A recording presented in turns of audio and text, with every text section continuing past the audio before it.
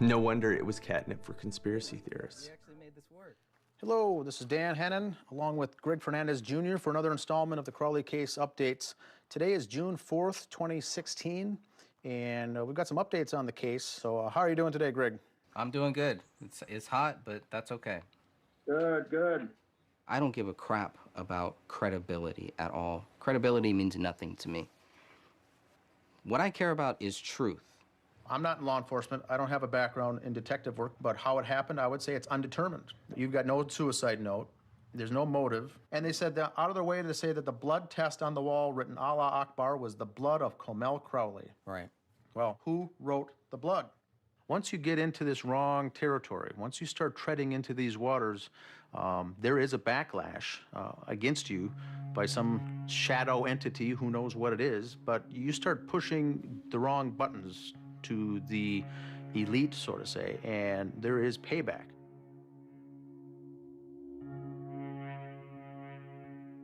And I think one of the big problems with the people who think that David Crowley is guilty is they don't even want us asking questions now. They don't decide when we get to stop asking questions. We get to decide that. Did the government want to silence him and his film? Guys out here going after the truth get knocked off. This particular video really shows why the criminal establishment murdered not only him, but his family as well. As the admin and creator of the justice pages on the Facebook accounts, I allow all theories to come into play. I don't want to censor narratives. There are certain people out there that certainly believe that these things did happen. They ruled it a double murder followed by a suicide at the hands of David without any real investigation. There was no signs of domestic violence. There was no evidence of a violent household. There was no evidence of PTSD. There was no evidence of mental illness, no depression, nothing. And he asked if I was sitting down. He says, David. And then I was like, oh. And then he goes, Comel. And I was like, oh. And Ronnie. And I just... I've never been stabbed, but it felt like something was going into my stomach with each name. And I couldn't breathe. And I just thought, this is like scripted almost. Apple Valley Police recently closed their exhaustive year-long investigation, and for the first time are sharing their findings with the Fox 9 investigators.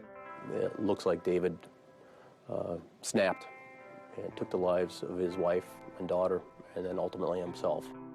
Who wrote Allah Akbar on the wall? He did. In her blood? Yes. Why did he do that? We believe that was just kind of a parting shot.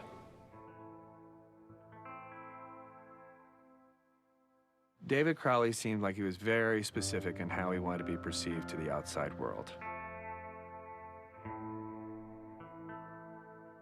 It was almost like David gave us this plot twist at the end of Allah Akbar.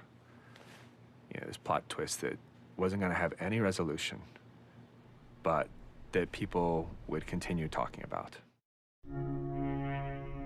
Who walks into a house and sees Allah Akbar written on a wall and goes, oh yeah, David Crowley, someone who is not a Muslim, all of a sudden now he's writing it, and that somehow proves that he's guilty? David Crowley would not write Allah Akbar in his wife's blood on the wall and leave a Quran open. He never brought up that issue once.